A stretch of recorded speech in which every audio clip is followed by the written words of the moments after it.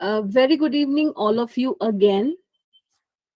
I would like to invite all of you for our 6 days FDB training program. I would like to welcome Chabra sir for our today's session. Sir, dice is yours.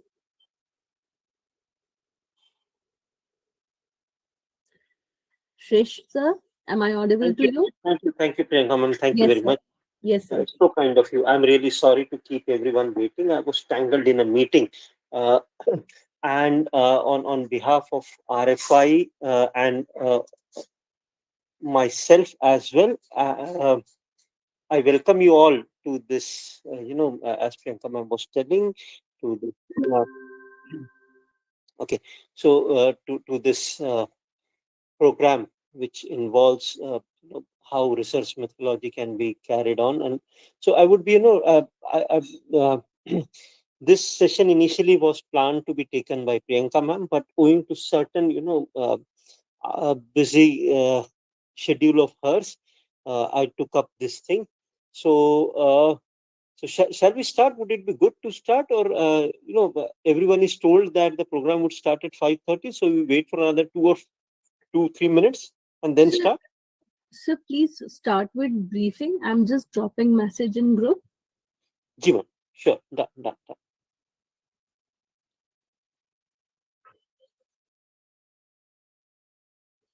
Sir, you may continue. Okay, sure, sure. Please, ma'am. Allow me 2 minutes.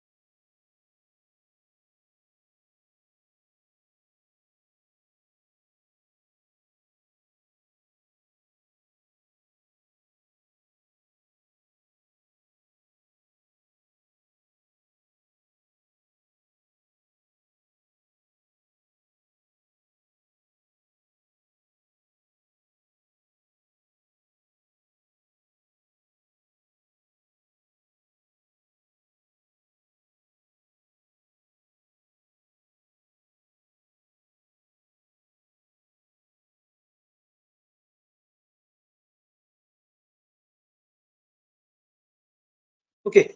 Uh, so I start with this basic idea of how to design a questionnaire. Uh, 1 second, please.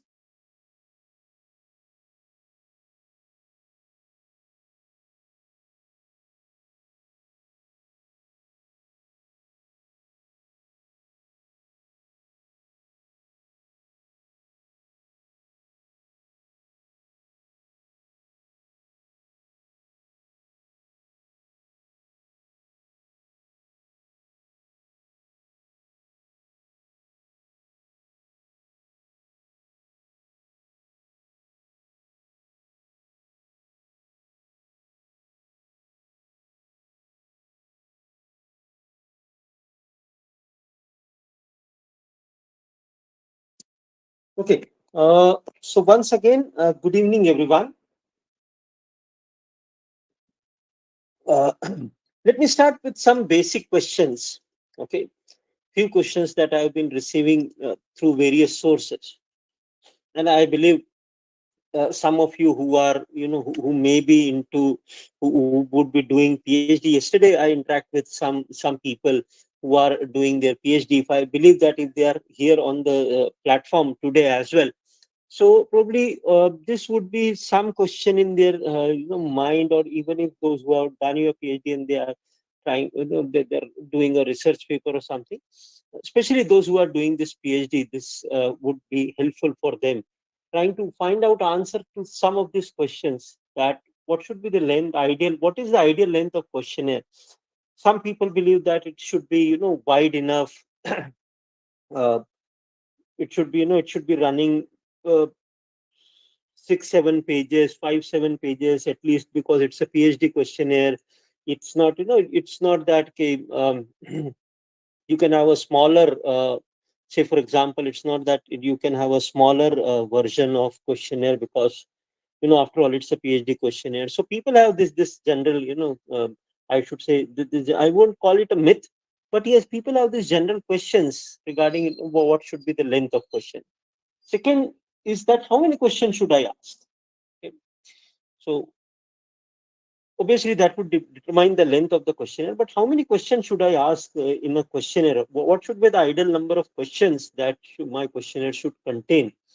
Okay, again, being a PhD questionnaire, it should be not less than 50 or 70 questions. Or how should I, make it a questionnaire type? So what should be the length of this thing?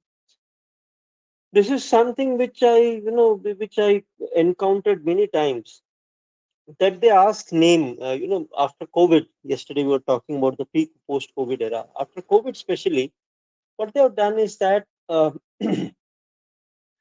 they've started making Google forms. So once they have started making these Google forms, what has actually happened is that,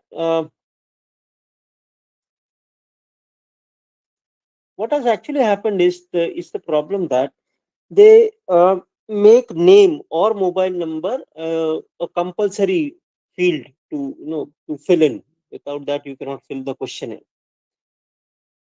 I asked some of the researcher as to why you are doing that. So they say that, sir, our guide has told it, it becomes very difficult. Otherwise, how would you prove its authenticity, that this questionnaire has been made authentic? Okay. So I asked him next question, that, okay, tell me that I put in my name as, say, Sharad. Okay. You have asked my mobile number. I may put in some mobile number. Okay. And so you would be, you would be happy that Sharad has answered this questionnaire for you with some mobile name is this. So what is your logic? So their logic remains simple, that they want to say that, our research guide has told that, at times what happens, that in order to establish the authenticity of the questionnaire, one needs to ask such questions, so that if required, or if somebody doubts onto it, you can say that, firmly, that, okay, this is the mobile number you can give a call upon. So this is the next question mark which I have put in for you. The last question mark, though there can be many questions, you can add on these questions if you want. I would try and answer these questions uh, onto this. So can I use a established scale in my study, or should I make my own questionnaire? One of the guide was talking to me on this, and they said that, sir, if they use a standard scale, what is their contribution in PhD? Okay. So, they should be feeling that, or they should, the scholar should feel that he or she has contributed something to the study. It's just that, if you use it's okay with a research paper, but it's not okay with a PhD thesis, that you are using established or standard scale. Okay. Or standard instrument. So before I move further, anyone has any further questions to add to this? What should I say, to this data bank? You have any questions to start with regarding questionnaires? You can We can add that in this data bank, and then I would try to answer these questions during my course of discussion with you. Yes. Any PhD scholars in this group, or anyone for that matter, anyone? Any questions if you have in your mind that you would like to add upon?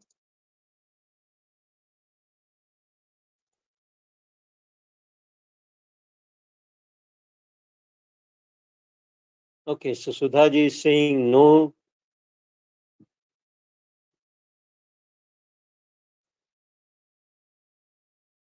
Anyone? What are the statistical tool to validate questionnaire? Okay, so let me add to this statistical tool to validate questionnaire. Okay. Hmm. Anyone else?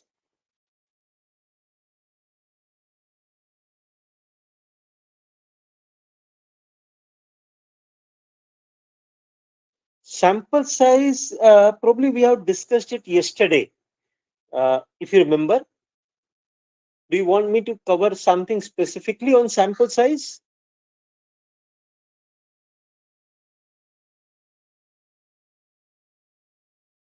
If you want to cover something specific regarding sample size, or the response rate, anything like that, that you can go ahead and ask. So any further questions that you would like me to address, or any expectations, rather, I should say? Or if you are doing your PhD, if you are facing any problem in your design of the questionnaire, you can ask that specifically, that, okay, this is my problem which I'm facing. Maybe, if you may not have reached to that level of questionnaire design in your PhD, quite agreeable. But as a future thing, you want to ask me something that I can be of help of, please go ahead and ask. So I give you 2 minutes of time. If you want to, most of the replies are no. But if anyone wants to, ask any questions, feel free to ask that.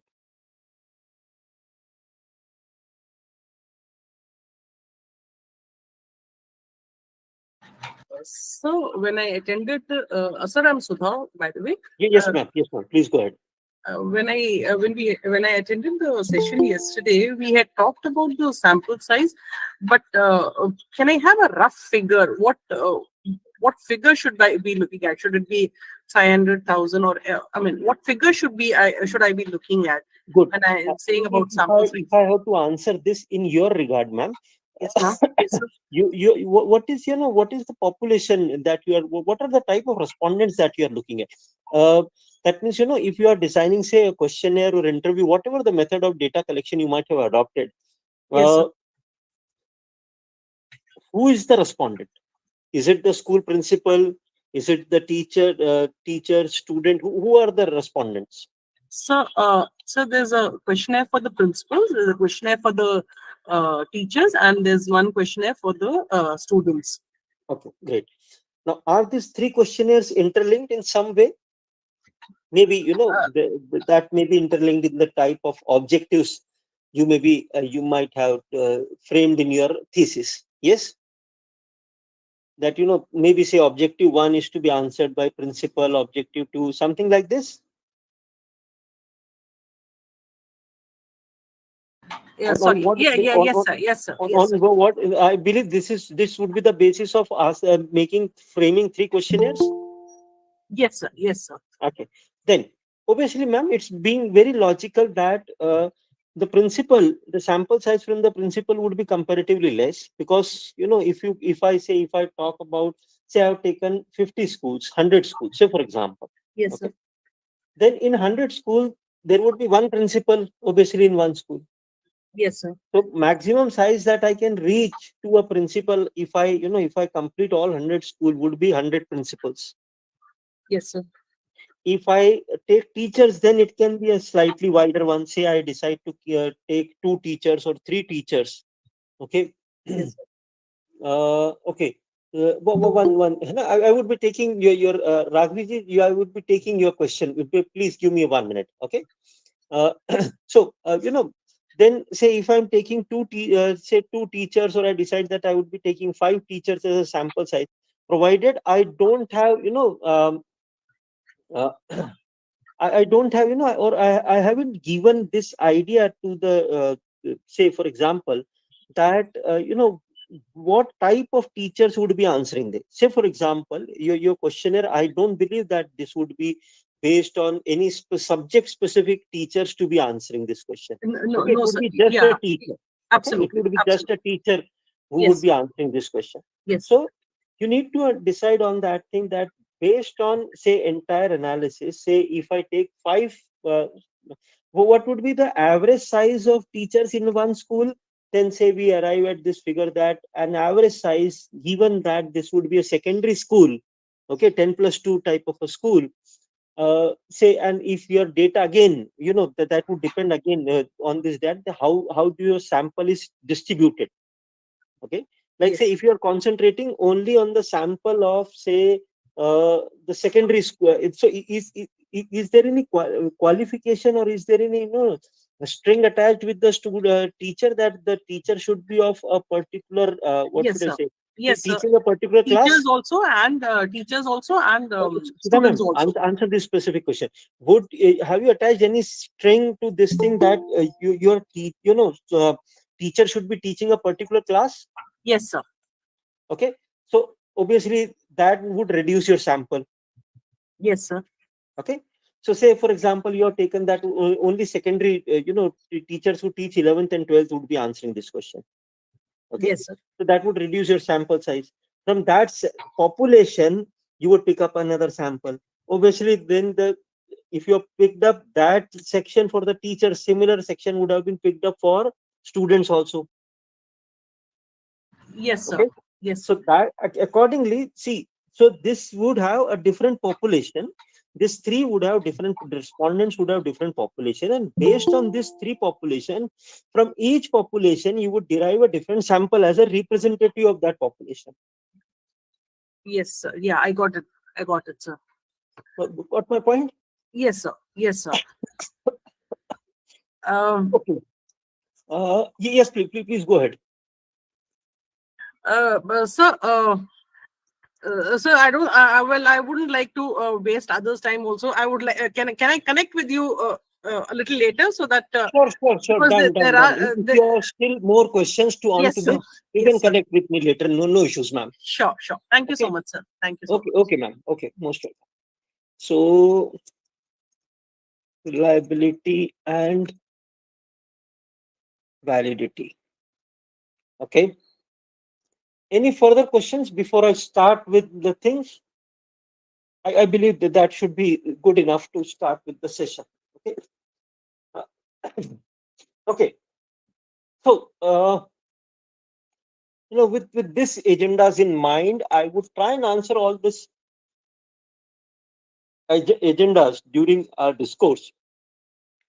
Uh, so let me start with some basics to the questionnaire. I believe you must be knowing this basics. So just to brush up you a little bit, okay, that we have got an open-ended and a closed-ended type of questions. Okay, so in an open-ended questions, you leave it open for the respondent to answers. They are, that's the more open-ended type of questions. That means the response rate would be quite low. Believe me. Okay, open-ended questions, this is my personal experience. Rather than making an open-ended question, it's always better that you take an interview. Okay, so it's always better that try and keep the open-ended questions as minimum. Again, this is my personal experience. I'm telling you based on that.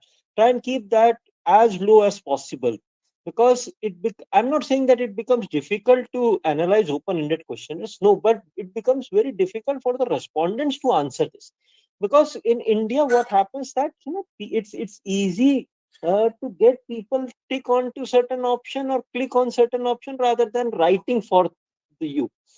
Say, I was telling that it has been a practice that uh, after COVID, especially, we have got a Google questionnaire made or a Google form made. So it becomes very tedious to type it on mobile, or to to answer in a specific area. And if, people then are judgmental that as to what I should write. And sometimes these open-ended questionnaires are so vague that actually does not give respondent any idea as to what the question is asking. I'm not talking about how the questions are framed. That's a different idea. I give you a very simple example. Let me give you a very simple example.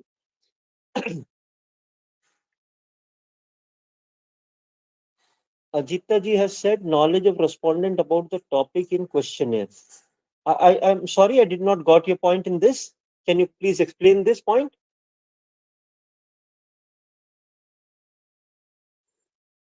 Sir, Yes, please.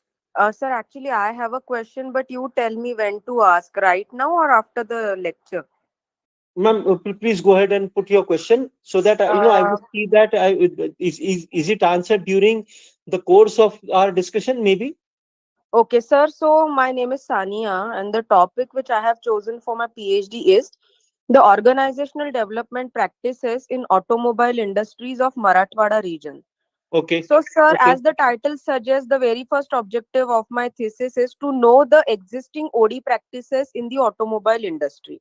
Agreed. And there only I'm getting stuck up, sir, whether to make that a complete like interview based question and should I go for a complete chapter, a separate chapter in my thesis, or what Okay. must be the things, because to study the OD, it is a very vast area and I have Actually, yes. finalized five parameters of the OD.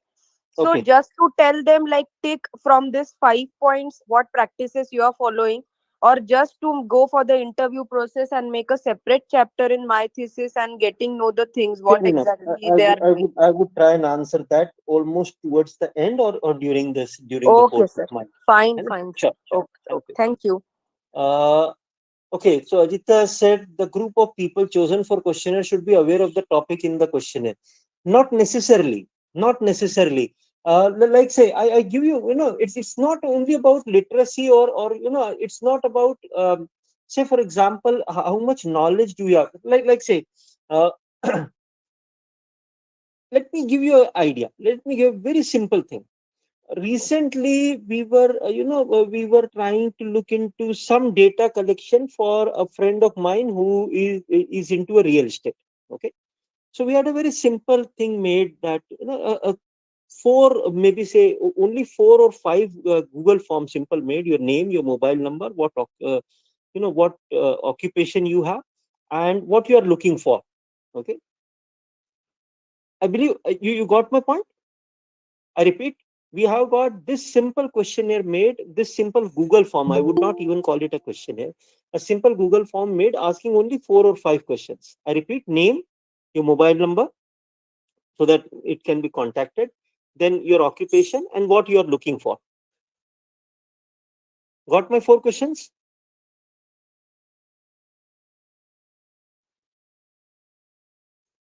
Yes. Okay. Which question you think would have been a tricky thing to answer?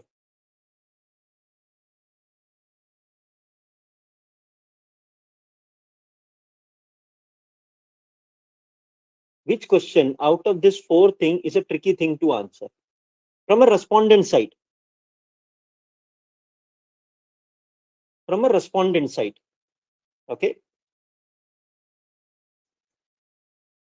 Somebody said question number 4. That means what you are looking forward to. Okay, what should be the answer? What should be the answer of this? If I okay, I ask this question to you, name, please don't answer any of this. Mobile number, okay. Then I asked you occupation and what are you looking for. Out of this question, which would be a tricky thing to answer,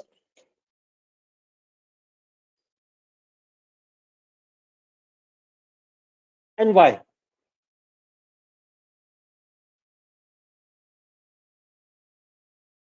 Anyone?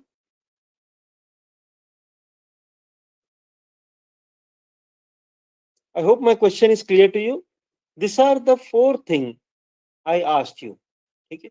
Fourth, because it is not specific. That is what I was telling you, ma'am. Okay. That in an open-ended questionnaire, the last one sounds to be vague. Okay. Let's do one thing. Let's do one thing. In the last question, I am adding this thing. What are you looking for?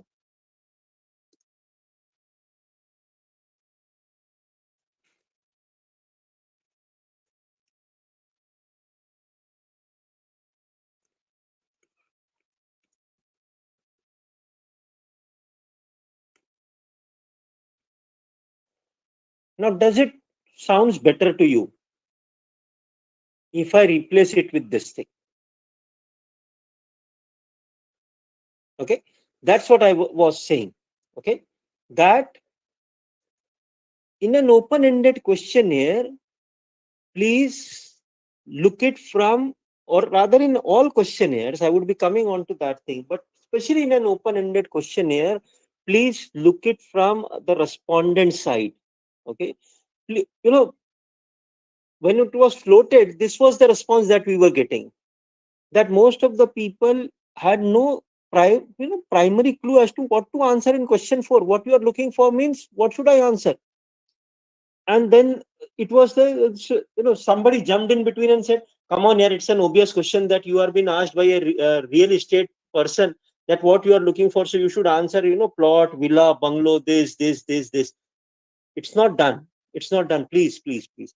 You cannot assume that the respondent would know all. Respondent would know that this is a questionnaire which has been floated to measure a brand reliability. So all questions down the, below this thing is regarding the brand reliability. Please do not assume things. Look it from a respondent's mind. Look it from a frame of mind of the respondent, irrespective of that, whether whatever he knows regarding your field, whatever he may not. Okay, if you want the proper answer, if you are putting up an open-ended question, give him or her some hint as to what, or in one of the question design, what we did was that we defined certain terms. Okay, we defined certain terms as to what exactly this term would mean in this questionnaire. It's not that we have not used the standard term. We have used the standard terms, but at times it's always better that you define those standard terms to make it very simple. What should I say? To make it, understandable, so that you get a response. After all, you are making a questionnaire to get a response. So please make sure that, especially in an open-ended questionnaire, clarify the question. Don't assume question. Okay, don't assume that your respondents would be knowing it. Please clarify it. It doesn't take you much to clarify this thing. Okay, I'll give you an example. Closed ended we generally deal with. Okay, so in closed ended, what we can do is that, in a closed ended thing, we can look forward to anything from this thing. We can talk about nominal or cardinal or interval or ratio. Okay, so I believe this is known to you on this thing, that what are nominal scales, what are ordinal, cardinal scales. See, anything which can be wherein, you can assign an arbitrary numerical value. Please understand that you are not assigning it a number. Okay, it's a numerical value. Say you're asking it as most of the data, some of the data from the demographic is from the numerical perspective. Okay, so there is, so there cannot so yesterday we were talking about that, if you have, so most of this data would be stratified in nature, that it would be a non-overlapping type of data, so that you would get on a nominal scale. Okay, so put that on a nominal scale. uh, Say if you have got something like this, so these examples are something which you might have always we have talked about. So, you want to test something, you want to test abilities or anything, like give an example on this thing, you want to put it on a Likert scale type, that would be more ordinal in nature. So but again, ordinals don't give you that. So these are grades. I would come to this thing, please remember that. Like, say we have got a system of grade between, say, 70 to 80, this is A. 80 to 90 or 90 plus, that is A plus type of. So that these are grades. Remember this. These are grades. So grades would become make it in that sense. It would make it. So they don't tell you specific. Say, I'm not giving you a percentage idea that exactly you scored 71. Okay. So anyone who is between 70 and 80 would be given a particular grade. So it may not be, the differences may not be same. Like say it becomes in some of the questionnaire designs, many people ask me that, uh, say I want to know yes no, whether you use your mobile, you don't use your mobile. How can I put into a, on a Likert scale that usage of mobile, please rank it from 1 to 5, where 1 being the most and 5 being the least, or whatever it may be, 5 being the most, 1 being the least. So what I'm trying to tell you is that you should have, I would come onto that Likert scale differently, but just to give you a broader idea onto that, if you are using an ordinal scale, please make sure that it makes sense. Okay, as again, as a respondent, it should make sense to you that what does this scale would mean. That means, if I mean it, say important and most important, I can distinguish between the two, but at times don't leave just saying that, 1 means the least and 5 being the most. Okay, on a 5 scale, how much you use the mobile. Okay, so don't leave the respondent blank. Okay, so it would become very difficult for a respondent to answer this, that how should one try to do. You may think that, come on, why does one would do that? But the problem is that I've seen such things happening. That's the reason I'm talking to you on this thing, that please don't leave this thing on, again, on the respondent to understand. Or else what you can do is that, you can pick up an if you are picking up a quantitative data, obviously you can pick up an interval. Remember that intervals are non-zero in nature. Say for example, what I have written on the slide also, it doesn't mean, see, there can be, you know practically, uh, if you are using a Fahrenheit or a Celsius scale, there is not, temperatures can be colder than zero. Similarly, say for example, if you are, this is one study I was reading through, that if you are measuring an earthquake on a Richter scale, so the difference between 1 to 2, 2 to 3, and when it becomes is minor. But similarly, the difference is not between 6 to 7. The difference between Richter scale 6 earthquake hitting a place and Richter scale 7 earthquake hitting a place is not the difference of 1. No, it is 10 times probably.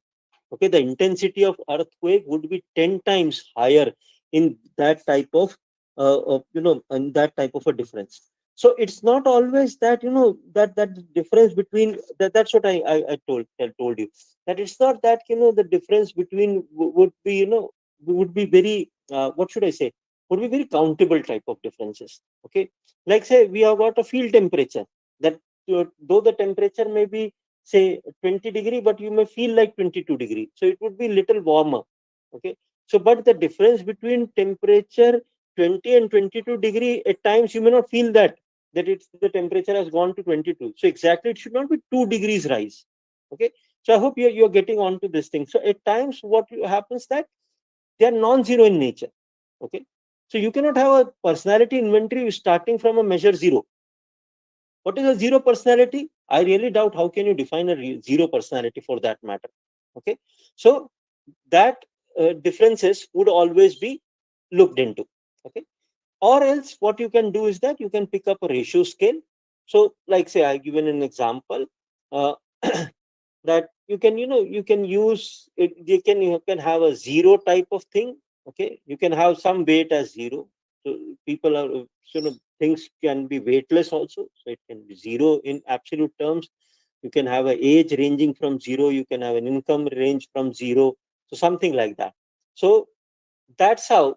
Now somebody asked me that, what exactly, somebody asked me this question. Let me address the first question. I'm trying to address this thing, that, statistical tool to validate the question is.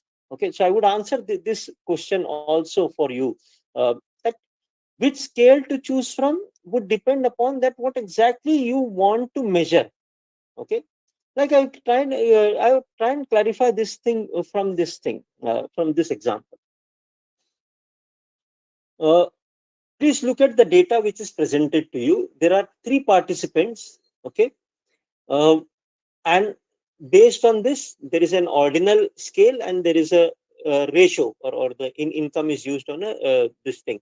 So how would you look into these two things? How would you look into these two things? What is the difference between the two data? These are collected from the same, from the same respondent. So look into this. I will join you in 2 minutes, please. I will join you in 2 minutes.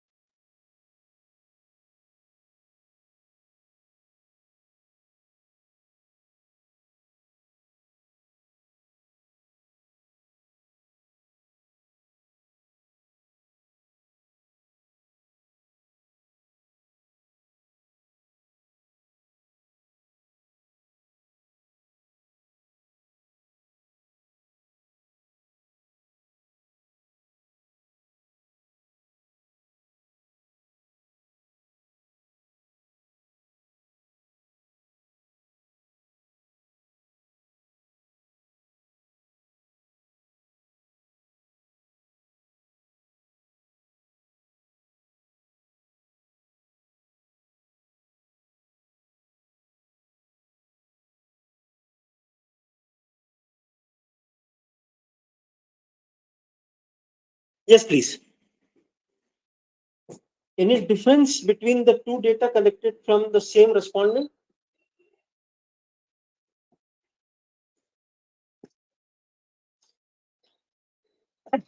If you look into this, the first data, okay, it gives you a range of data.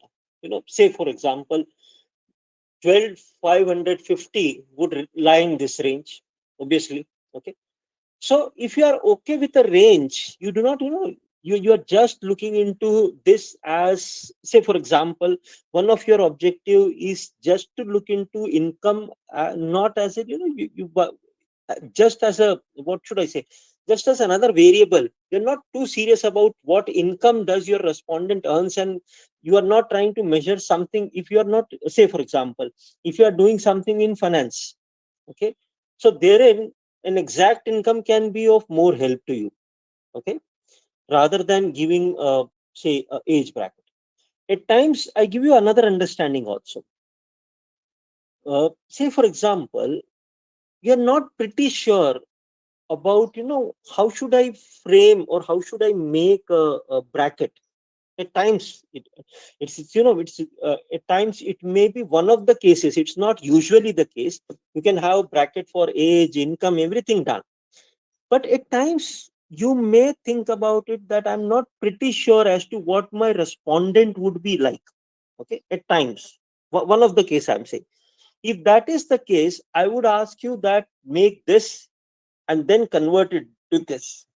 Okay, if that is the case, that if you're not too very sure about what can your, or what can be, what is likely a respondent's say income bracket that I would be going for.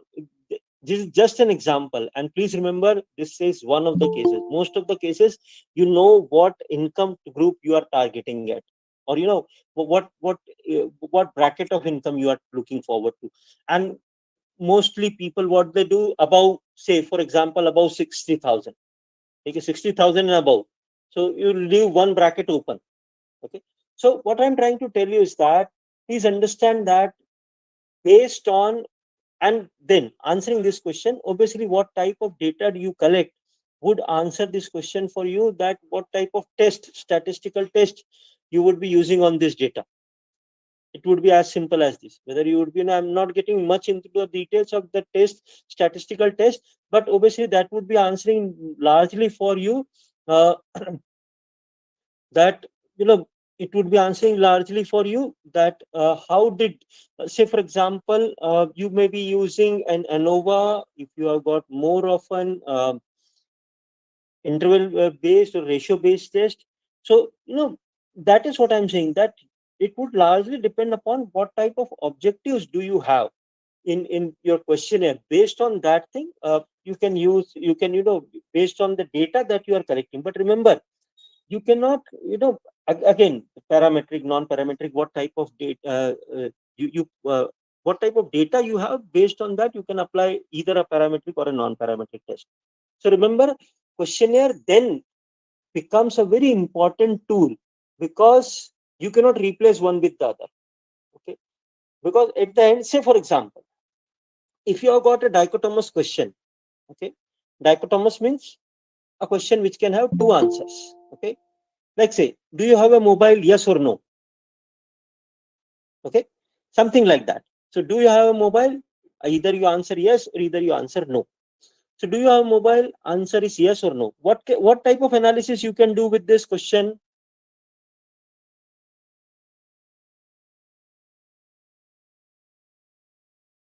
What type of analysis you can do with this type of a question?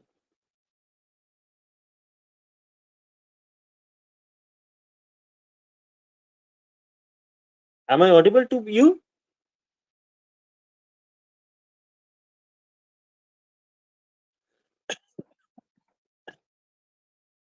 So what type of okay, so what Sir, type of you are analysis? audible.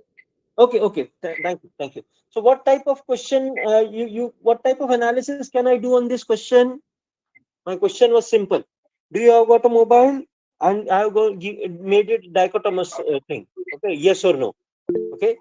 So what you can do is that simple. You can use a descriptive statistics. Somebody has put it on the chat. Count frequency. Absolutely correct. So you can use this basics descriptive statistics. Okay. You can do a yes or no type of percentage analysis. You can do largely. You can do a mean type of thing.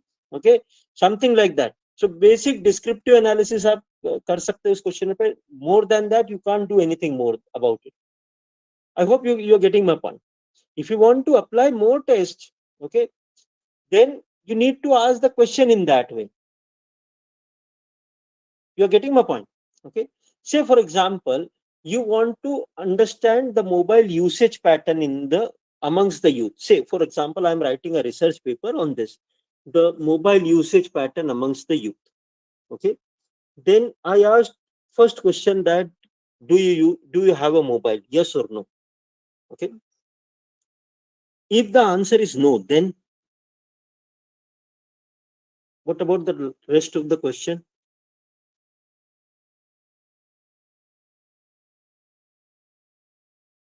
I hope you got my point.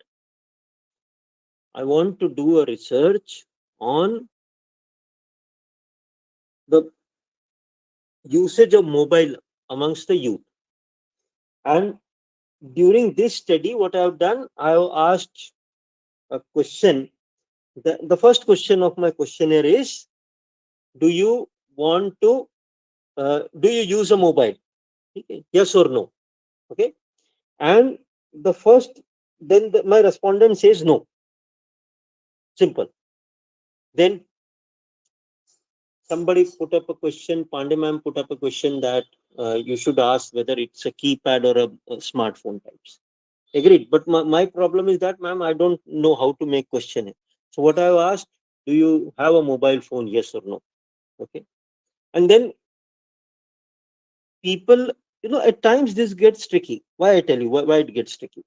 It gets tricky because, at times people, they come back and ask, sir, if the answer is no, then my entire questionnaire goes waste.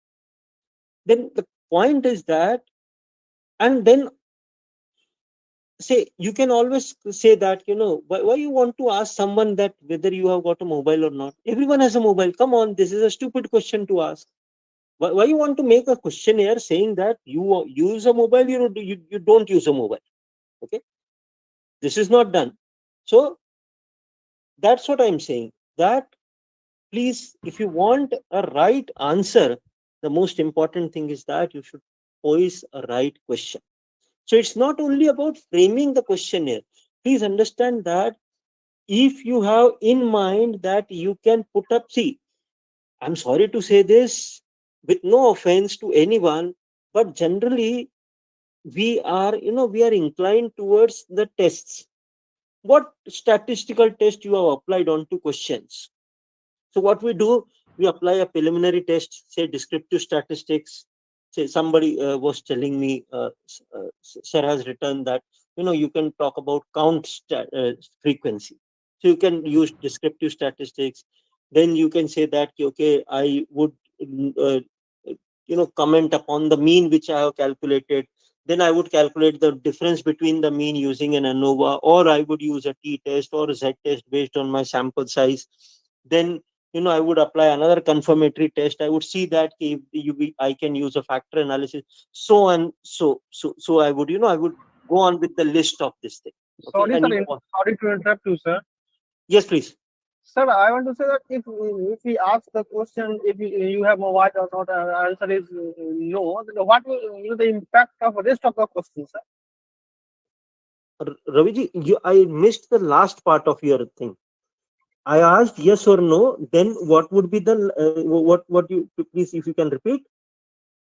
So the impact on rest of the question, sir. That's what I was telling Raviji, that if you ask such type of questions, then the entire the entire questionnaire would become a mockery. Getting my point? There is no point asking someone a question that if you don't have this, then obviously he is not eligible to answer. The question is the questionnaire has ended for him. Say, if I ask you that, do you watch Netflix? No. Shall I go ahead and ask you more questions on Netflix now? No, sir.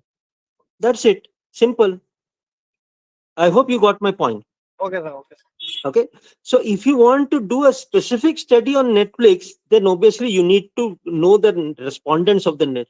Then need to know the population of which watches Netflix.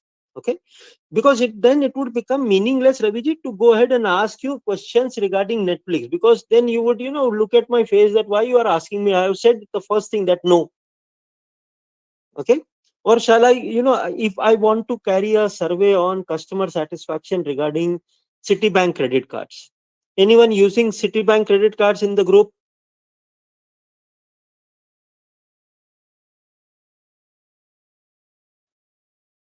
Anyone using Citibank credit card in the group? I have some 100 people. No one is using. So what should I do? I'm referring to a wrong popular sample. Okay, you people are not my respondents to this questionnaire. Getting my point? So that's the reason. That's, I believe, my point now would be understood, Raviji. Yes. Sure, sir. Sure. 100%. Okay, fair enough. So I was explaining this idea to you that we are obsessed with the tests, statistical test. I'm not saying that please don't do statistical test, but please don't overdo the statistical test. People apply tests, then they apply confirmatory test, then they apply a second level test onto it to confirm various ideas. And please, it after a certain level also, to certain extent, you would be able to prove your point. Yes, agreed, you should. But don't be unnecessarily getting, don't unnecessarily get into this. What should I say? Don't be mesmerized with tests. How many tests you applied in your PhD thesis? This is the general question that I hear from many of the experts. How many tests did you apply? And then people feel proud and on count and then say that, sir, 8 tests. Only 8 tests. Okay. Okay. So, that's what I said. But nothing can be done. But people, people are, they are, we are still moved with the idea of quantity. But still, you have to satisfy the paper also. So go ahead and move with that. But in your private researches, say for example, in your own research papers, uh, try and do something which is meaningful in nature. I'm not saying, again, with the due respect to everyone, I'm not saying that these tests are not meaningful. Shamal Arundhekarji has raised the hand. Please go ahead and ask your question. Sir, am I audible? Yes, ma'am, you are Hello. audible. Sir, does it mean that I should collect the sample? Suppose we are you means the data should be collected like the people who are using the mobile. In case we are studying about that uh, Absolutely yes, mobile ma'am. case you told Absolutely about. yes. Yes, ma'am. Means I should collect the data. Uh, uh, Where Your, the your persons are respondent using should, mobile only, then only yes, the ma'am. questionnaire will be. Absolutely, ma'am. Absolutely. See, if Okay. I Thank want you. to say, for example, Hmm, ma'am, if I want hmm, to say, no, do a study on labors, okay, hmm, then I should hmm. not float this questionnaire in this group. Yes. Okay, I Correct. am addressing the wrong audience with the right question. Exactly. Exactly. Okay, ma'am. I'm satisfied with the answer. Okay, sir. Thank you, ma'am. Thank you. Thank you very much. Yes. So, you know, now I come on to certain now and you know, amidst all these things, I would, I would keep sharing my experiences also as a guide that what can be done onto this thing. So anything which is misleading, okay, and especially to all those who in the group who are listening, who are undergoing their PhD, please listen to this very carefully. What is written on the slide, I would come on to that thing. First thing, once you how should I start with the designing of the questionnaire? Let me answer this question for you. Even if nobody asked this, let me answer this question to you. And this I would ask, and I would cover this queries, that what should be the length of the questionnaires or how many questions should I ask. Okay, so I would answer these three questions for you. First thing, how should I start designing the questionnaire? Anyone would like to contribute? Okay, give me a say. Let's take an example. Anyone would like to share their PhD topic or any research paper topic or anything, so that that can be taken as an example. If you don't take that personally, this is just for the benefit of the group. Or shall I give you an example? Whichever way you want.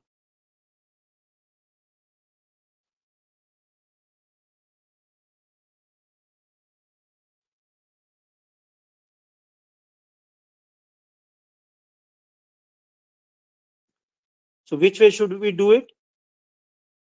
Okay. So I give an example. Okay. So everyone is okay with it?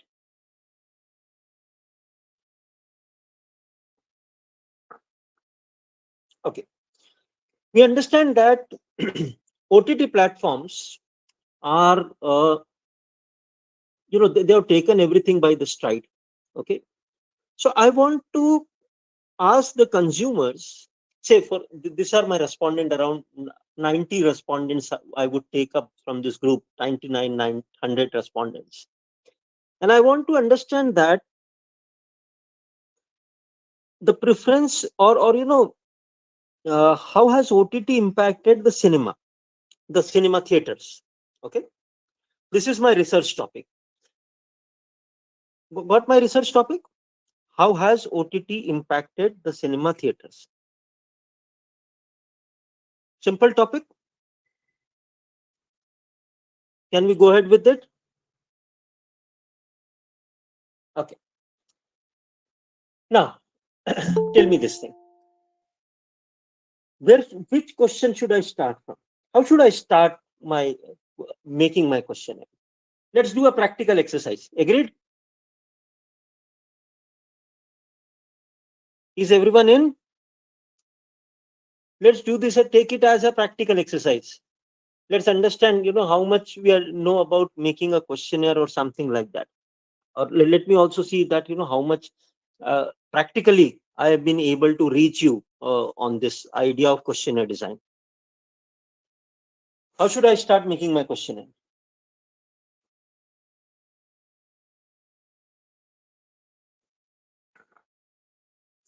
And if I would request someone from the group to volunteer with a pen and paper, if they can just scribble as to what everyone contributes, the type of questions that everyone contributes. Okay, so can I request someone to to volunteer for with a pen and paper? Don't worry, you don't have to post a picture of this pen and paper onto the screen. I just want to be mentally sure about this thing, that somebody is there who is taking a note of it.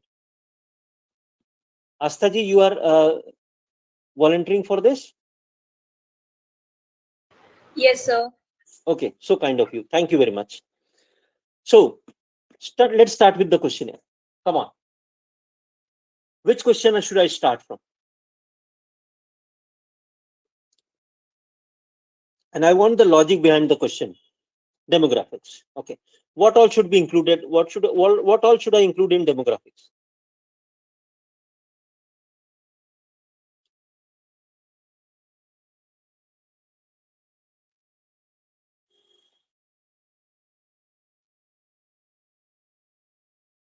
Okay. So what all should I include in demographics? Name, age, income. Okay. How does name makes a difference, Namita ma'am?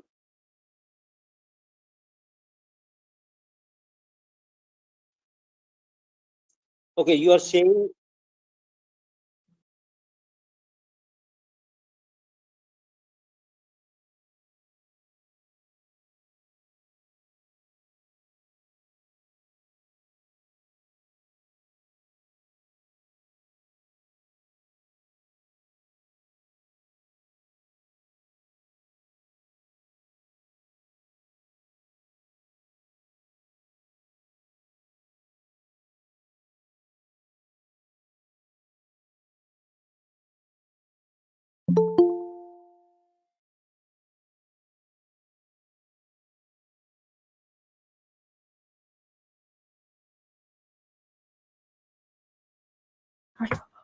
G. So we were on to age, gender, education, marital status. Okay. Uh, do you actually really feel that education would matter while one watches OTT platforms? Or while one watches cinema? Do you actually feel? And if not, okay, say for example, we can debate over this. Let's not debate over this. My simple idea too is that how would I decide that which all demographic factors should I include in any study? For example, the simple answer would be one of the simple answer would be that obviously there would be some studies which would have compared, say if not exactly compared between OTT and a cinema, but which have been done on OTT platforms. I know a few of them which those they have done their PhDs on OTT platforms. Okay, so what one of the ideas as to what questions should I include, not only from demographics but other questions also. One second, please.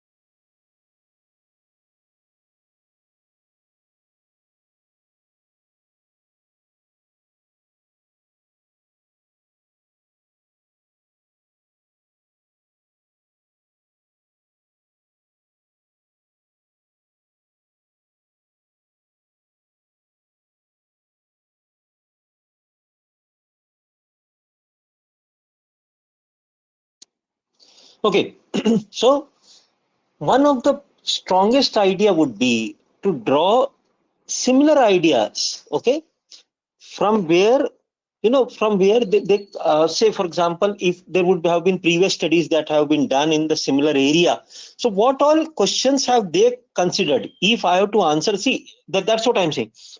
Many questions as we move forward in questionnaire design, that would be debatable.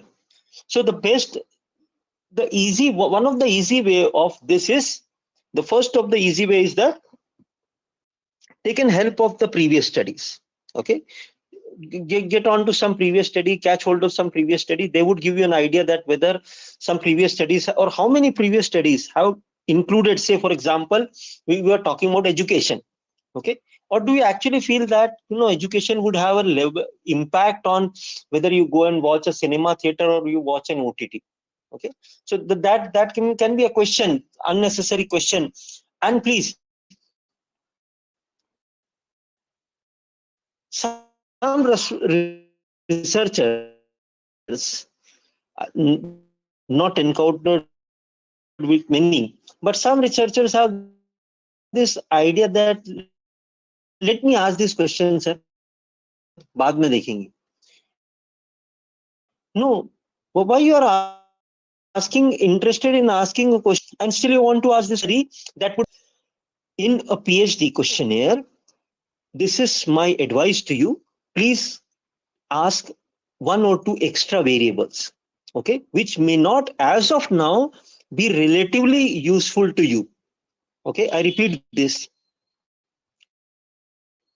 In your PhD questionnaire, please ask one or two variables, not more than this, which you may choose that, okay, this is not useful as of now, but later on I can use this as a different study altogether. I hope you are getting my point. Okay, but again, please remember this thing that between x and y variable, okay, that later on you can use to write a research paper. Please don't mind this example. If I'm asking, say, education and OTT platform preference, do you actually feel that I would be able to connect it in a later research paper? I really doubt. This may be a question mark. So don't ask them. Say, for example, you are asking, say, uh, say income, say for example. But as of now, you may not be using income as a variable. But still, I would suggest you that ask income as a variable, because later you can connect, the preference between cinema, OTT, and income. I hope you're getting my point. Okay, that is there any difference between a preference of OTT over a cinema, or cinema over OTT, or something like that, which can be based on what should I say, on the basis of income. Okay, so have one or two variables, especially in your PhD questionnaire, which you can logically connect later on, or you can extend your PhD work. You never know, you may think about something else, and you may connect that thing later on into a very meaningful research paper. So this is for obviously that should be related and relevant. That's right, Nishaji. Okay, so I believe the first question is answered to you. Please ask only those type of demographic details which you feel would be relevant to my topic or my subject. Okay. Now, okay, so we move ahead from demographic detail. What next? What next should I ask?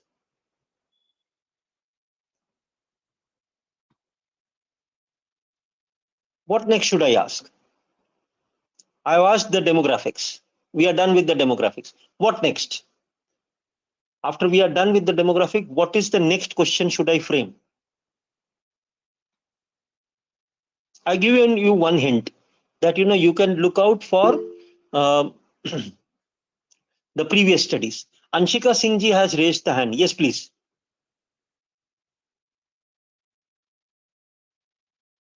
Number of hours that they spend. Okay. Go ahead. Keep working on this question. Knowledge regarding kinds of content that they see. Okay. Kindly repeat the question. Okay. Astha ji, we are asking about that. We are, we are all done with the demographic section. Okay. We have started with the demographic. We are done with the demographic section. What next? What should be the next questionnaire? What should be the next question in my questionnaire?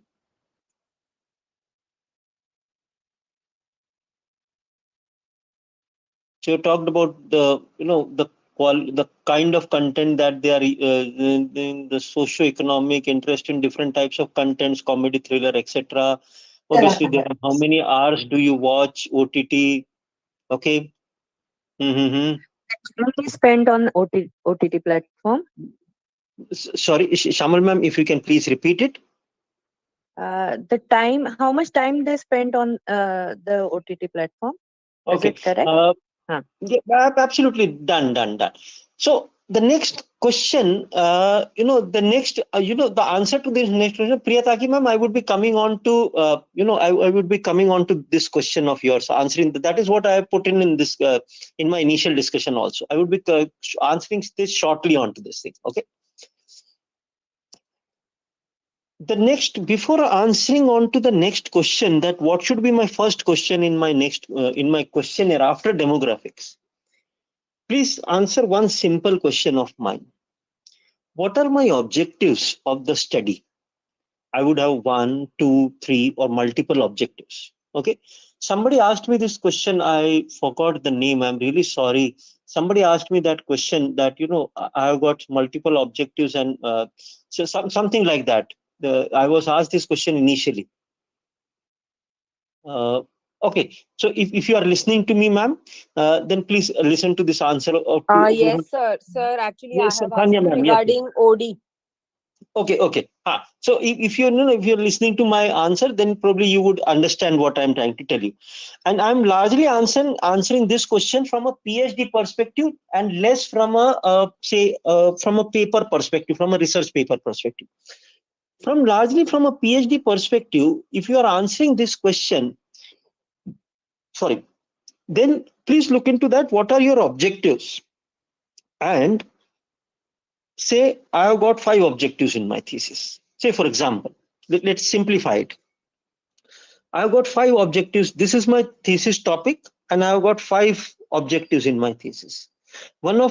So obviously my 5 objectives would read differently. One of my objective would be the usage pattern of OTT. Okay, this is say my objective number 1. Usually my point is very simple. Design your questionnaire as per objectives. I'm not saying that the first 5 questions should be of objective 1 or next 5 questions should be of objective 2. Not necessarily. Okay. It may not be that simple always. But you should have that in your mind that how many of my questions answer my objective 1? How many of the questions answer the objective 2? Okay, this would equally give an answer that how many questions you should put in your questionnaire to answer every objective. Okay, so what is the simplest answer to this thing? Ask as many questions that you feel. Say, for example, one of my objective is the usage pattern. Okay, the time that a person spend on OTT. So what do I mean by this objective? Or what question should I frame to answer this objective? I hope you got my question. How, My like, how much time you spend daily on OTT platform? Okay, great. What else? What What else? are the majorly preferable OTT platform options? Okay. Go ahead. Remember, you remember my objective? My objective Yes, sir. is the usage pattern of OTT. So what all dimensions can I look into when I am answering this question of usage pattern in terms of OTT or So consumption? Sorry, the I should frequency basically we use the need word to check. consumption. The So what frequency time do we need you? to check. Okay, what time do you watch OTT? Good. Yes. Is it possible to consider that they are watching through mobile data or using Wi-Fi? Okay, how would that impact? Answer my question, Astha ma'am. Sir, we are considering the This is just out of my ignorance. I am asking you not to test your knowledge, please. yes, I am yes. the most ignorant one in this entire group. Please consider me that way. Okay. So I am just throwing open a question. Okay. So if I'm using through my mobile data, then the time will be limited. The time that a person is spending on OTT, it will be limited if I'm Hmm. consuming my mobile data, because I have to do other surfing and net activity also. But if the Wi-Fi Hmm. connection is there, then it could be unlimited data. Then I can use the OTT more. So my usage pattern will increase. It may be possible that I'm using 2-3 hours for OTT, and also the remaining data is used in other platforms. Okay. So Namita ma'am has got a thing that whether I'd use this OTT apps through, maybe through a mobile or a TV. So that would obviously determine that how much data, how much do I consume.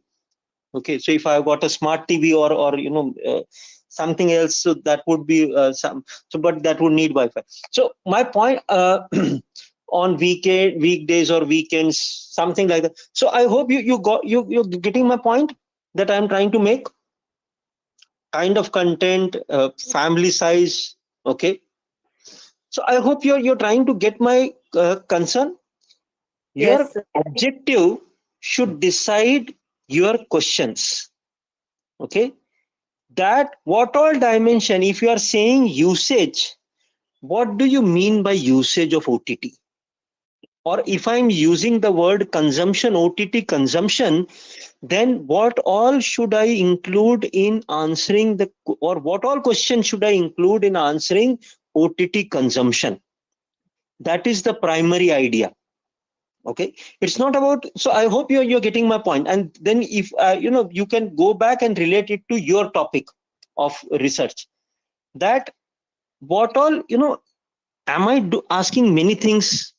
Okay, from where you watch it from laptop, you watch it from mobile, you watch it on a TV, or you watch it on say using a Wi-Fi, using a mobile data.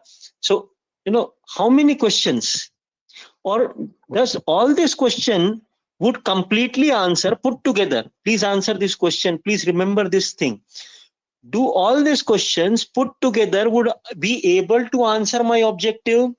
If the answer is yes, then go ahead and ask all these questions.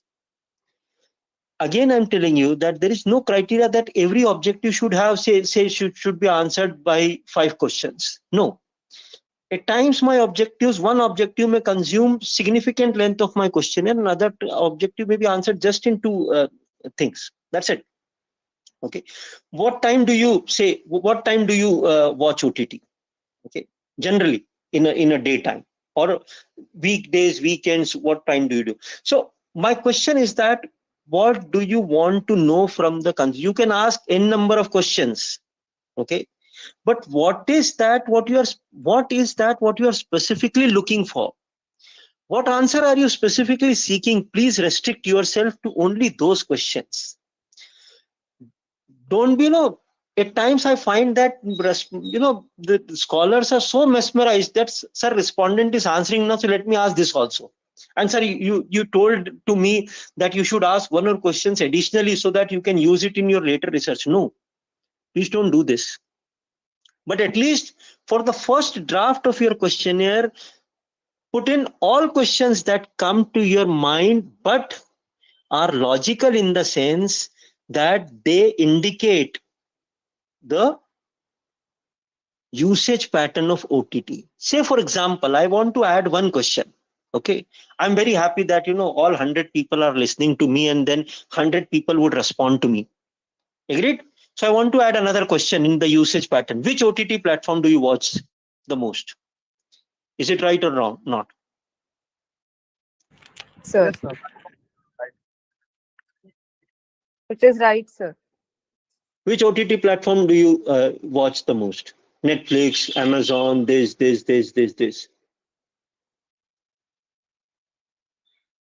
And if it is right, let's not debate on this, but if it is right, tell me that how is it indicating the usage pattern? My objective is usage pattern. I asked you a question, which OTT platform do you watch the most, or anything like that, something like that. Okay, how would your answer, Netflix, OTT, Disney, or this would relate to that? How much, what is the consumption of OTT platform? I hope you got my question now.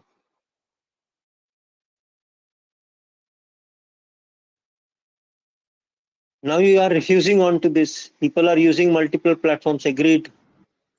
So how does it relate to the usage pattern of OTT?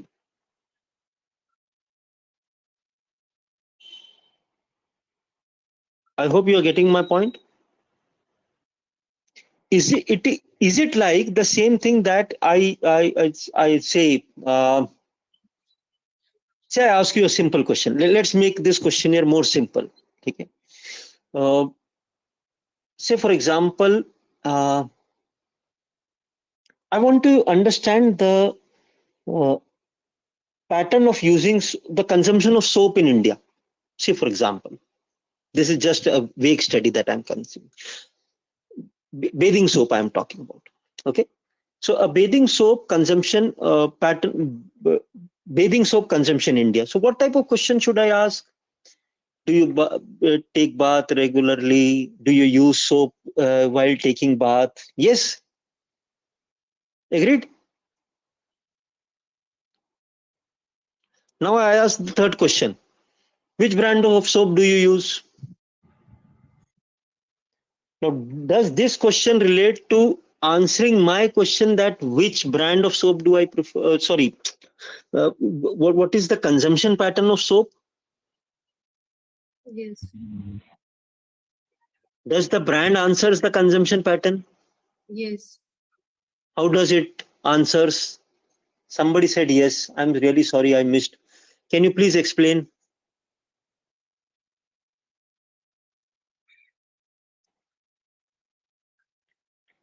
I hope you're getting my point. Okay. So please make sure that. Because which Yes, brand? ma'am. Yes, please go ahead. Because which brand they have used so much. That is the preferably define the preference one by Ma'am, one. I repeat, ma'am, my objective of the study is to find out the consumption of a bathing soap. You know, what are the trends in consumption of a bathing soap? Okay. And I'm asking you, which brand do you prefer? Do you think, am I asking a logical question under this section? I'm not asking a illogical question, but my point is, am I asking a logical question in under this objective that which brand of bathing soap do you prefer? Sir, it maybe depend on the segmentation. Sir, again, please understand this. My objective is Okay, consumption. sir. Okay, sir. So Okay, consumption and brand. Can I link these two things and answer it for you? No. okay. Sir, brand depends on income. Sir, brand would depend on many things. Segmentation Then also. that's what I'm saying, Kishore sir.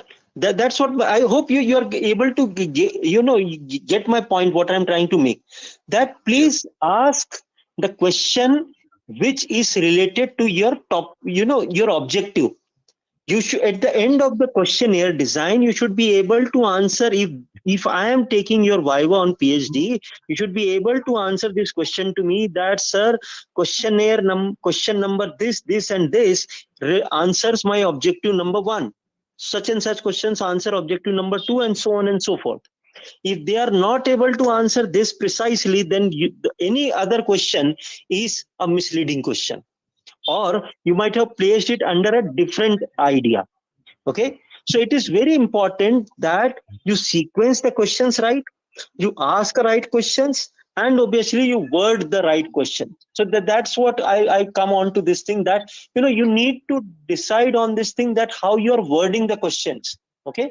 So don't try to integrate these words. Okay. Don't try to I'm not getting into the details of it. You may be knowing all this thing. I would be just touching on to this. Don't try to create an integrate questionnaires which ask many things about from the from the question. And remember, you on the top of it you write over this thing that this questionnaire is would be used only for academic purposes. Okay, it doesn't anyhow means to capture your private data or something like that. Like said, today I was answering a questionnaire for a financial company. And this gentleman asked me that, so what is your son doing? And I went on to answer him that he is in the, say, he's in 10 plus 2. And then this gentleman asked, sir, which subject? And my another question was that, why do you want this subject? Why should I answer this? You are calling me from the bank.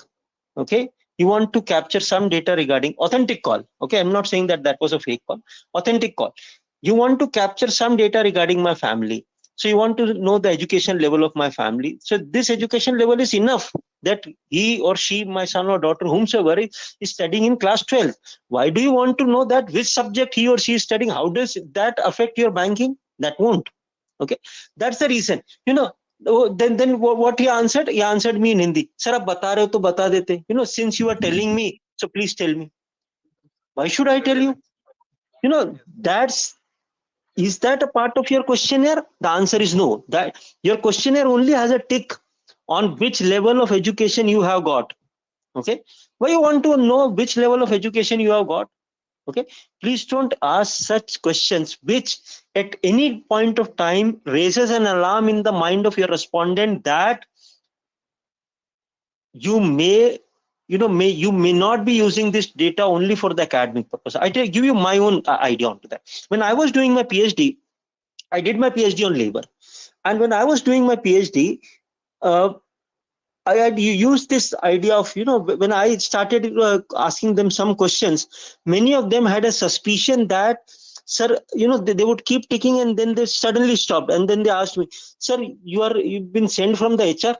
Okay, are you using this questionnaire because our HR has asked you to fill this questionnaire? Or some of them were on to this idea that I am coming from some government agencies collecting this data, and I would be using this for some type of a raid or something on the companies. So they stopped giving me any idea onto that thing. They did not speak anything. That's the reason I'm saying, if they are filling up your questionnaire, don't be overexcited that they would answer every question of yours. Why you want to ask a question?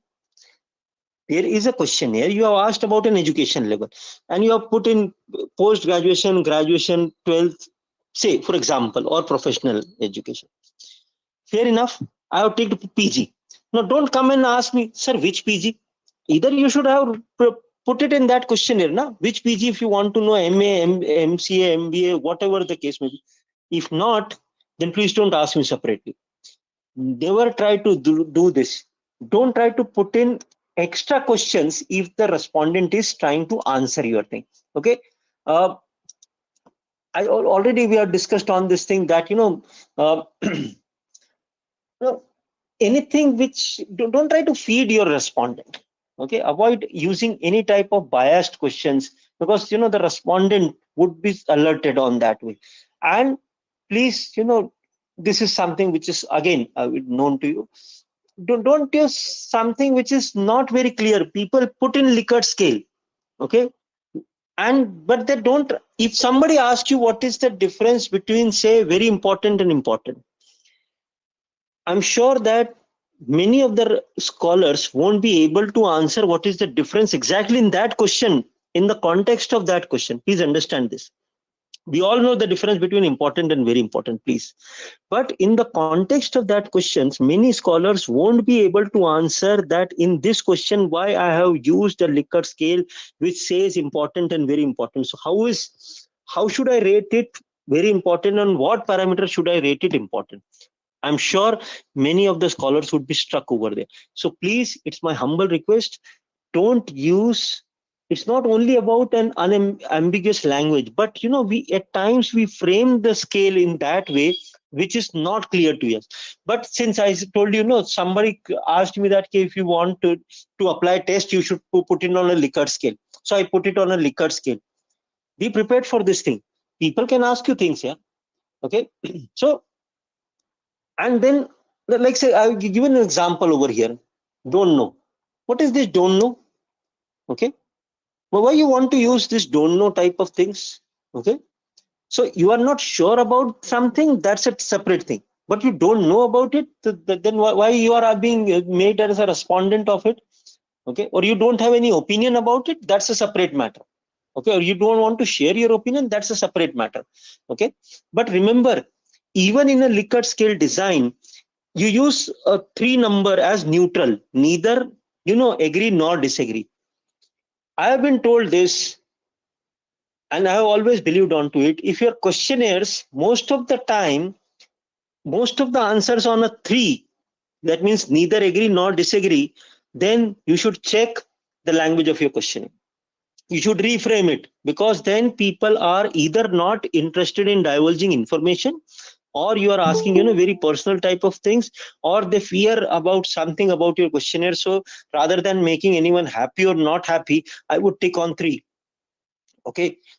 So please don't, if your questionnaire, most of the questions are answered on a 3, that means neither agree nor disagree or neutral, you need to recheck your questionnaire.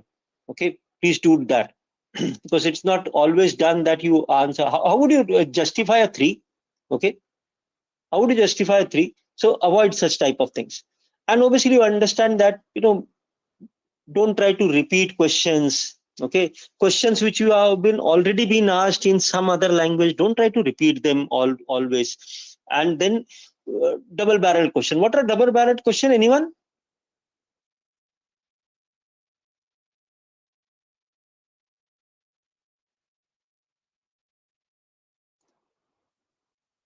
Okay, how many times do you drink tea and coffee in a day?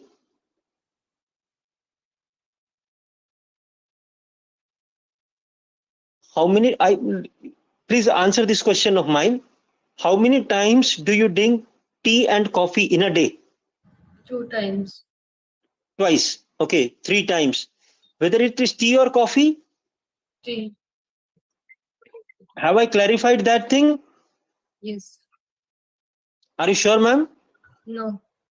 Then I hope you got my point. That is what a double barreled question means. Okay, that means I'm not trying to, I'm, it becomes very confusing to the respondent that whether I'm asking about, I don't drink coffee. Personally, I don't drink coffee. So it becomes very confusing to the respondent that whether I am asking about the tea or coffee, or I am asking about both. Okay. So because the option would be, say, once, twice, thrice, something like that. Okay. So that becomes confusing. So don't create such confusions in the mind of this thing, because you may be agreeing to one, but you may not be agreeing to another part. Are you happy with the salary and or the culture of your organization? Say, let's put it simply. It's a yes or no answer. Are you happy with the organization culture and salary of in your organization? Yes or no? Yes, sir. Yes. So you are happy with both, or you are unhappy with one and happy with another one? Happy with both. I hope you got my point. This becomes a double-barreled question. I may not be happy with one, but I may be very happy with the other one. I may not be happy with the pay package, but I am very happy with the culture, or the culture which is prevalent in my organization. So what should I answer then?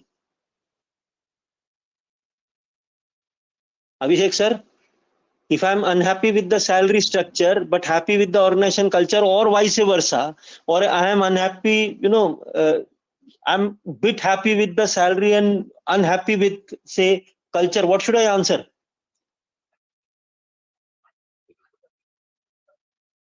Yeah, it is a Yes kind or of a no? double-barreled question.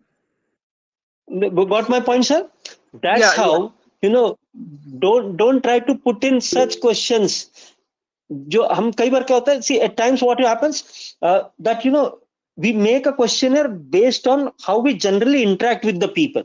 See, if I interact with, say, you in person, I'm asking you in person, that may be a different idea. So you can clarify that, no sir, I'm not happy with the salary, but I am happy with the organization culture, so I can write it accordingly. Please understand this thing. Okay. But if I'm giving it a questionnaire to you and I'm asking this type of a question, then that becomes a silly idea of giving that thing. Okay. So as I told you, don't try to repeat the questions. You have already asked them, fair enough, good enough. You have asked them, be happy with that. Okay. So remember the first point. Good questionnaires are difficult to construct and bad questionnaires are difficult to analyze. Remember, you won't be able to go back to the respondent and ask any question again. Okay. What do I mean by this? Let me, put it very simply. So how should I finalize my questionnaire? If this is what I should, if this is the writing on the wall, that good questions are difficult to construct, but bad questionnaires are difficult to analyze. How should I make sure that this is a good questionnaire? First thing, as I told you, have you considered, or have you looked into studies which are done earlier? Point number one, or question number one. Second, have you done a pilot study? Okay. Third, before you do a pilot study, as I told you, make sure that this amount of questions answer this objectives. Are you very clear on this thing that, okay, these questions would answer this objectives? Not always all objectives in your thesis may be looking forward to a questionnaire per se. Not always. Okay. Some objectives can be theoretical in nature, much appreciated. You can draw it from research things or something like that, so they can be theoretical in nature while you are answering it. And theoretical, I don't mean any conceptual clarity, please. Conceptual clarity is already there in the chapter 1 of your thesis, so you're not doing that way. But at times it may happen that you may have certain objectives in your thesis which may be more theoretical in nature, so the answer would be theoretical. So not all questions or not all objectives need a questionnaire. Please understand this as well. The fourth thing, have you checked it from experts? Okay. Who can be an expert onto this thing? Someone, say, answering your question, ma'am, somebody asked me on OD. So any OD specialist, your guide, obviously, then any other HR faculty who has taught OD, something like that, so they can be of help to you. Okay, so Sir, consult. actually, Yes, regarding ma'am. with this, sir, I will just tell one thing.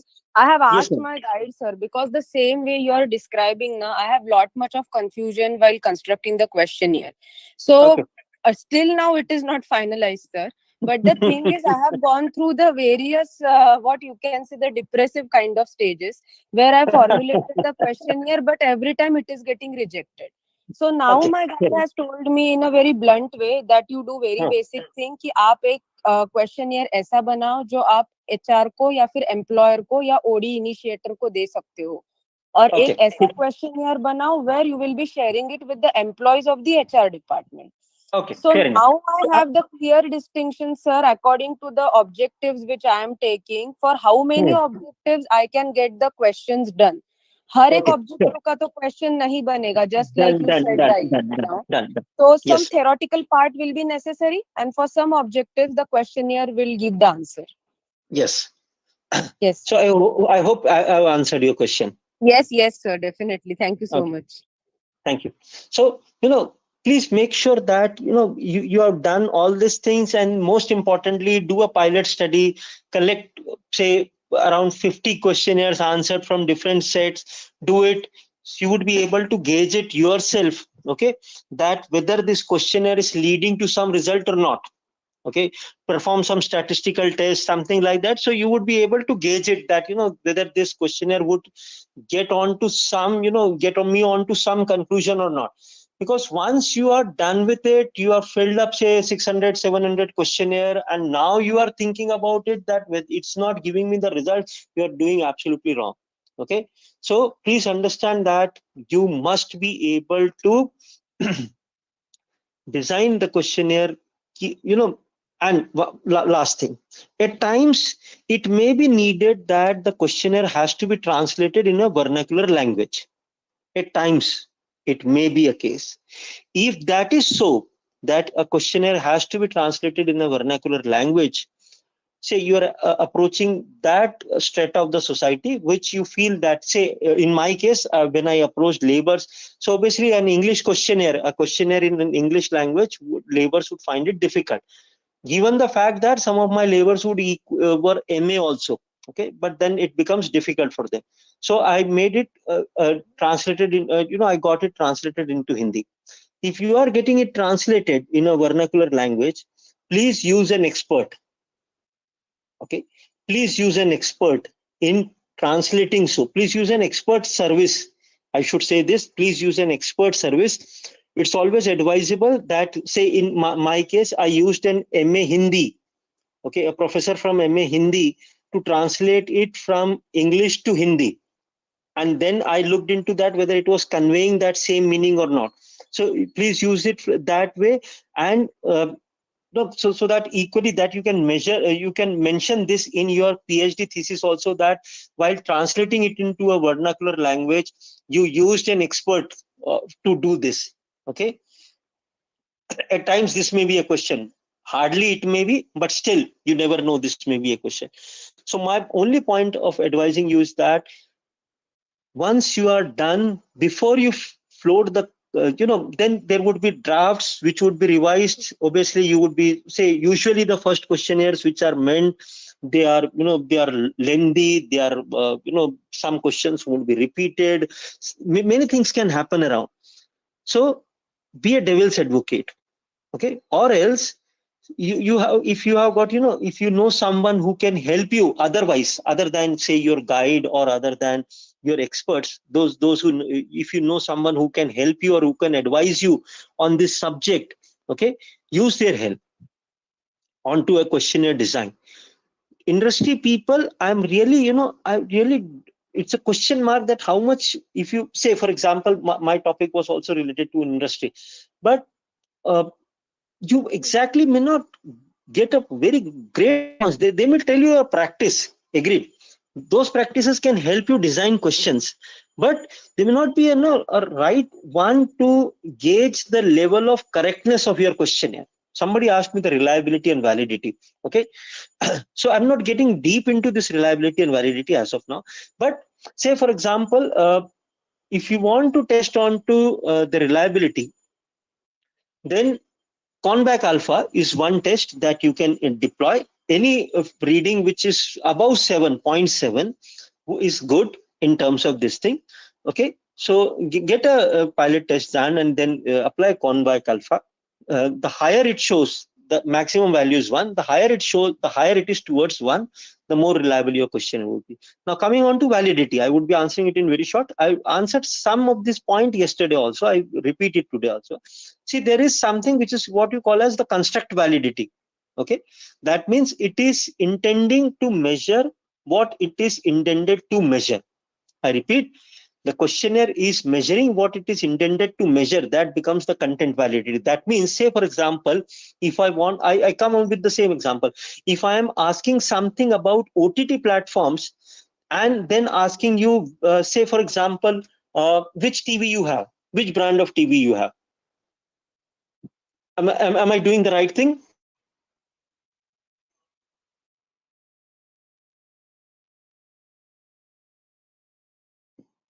Okay, the answer is simple. Okay, so that is where that's what I said. It should be measuring what it is intended to measure. Okay, so that would be construct validity, the face validity. So there are 9 types of validity that you can obviously look into. So that means that, if say for example, if I deploy the same questionnaire, you design this questionnaire sitting in Tamil Nadu, say for example, if I'm using the same questionnaire in say Indore, would it be okay? Can I use the similar question in say Madhya Pradesh, state of Madhya Pradesh, and do a research on that thing? So that is where the reliability and validity of the questionnaire would come. As I said, as a statistical test, you can deploy um, Convac alpha test to measure the reliability of that thing, and any value which is higher onto the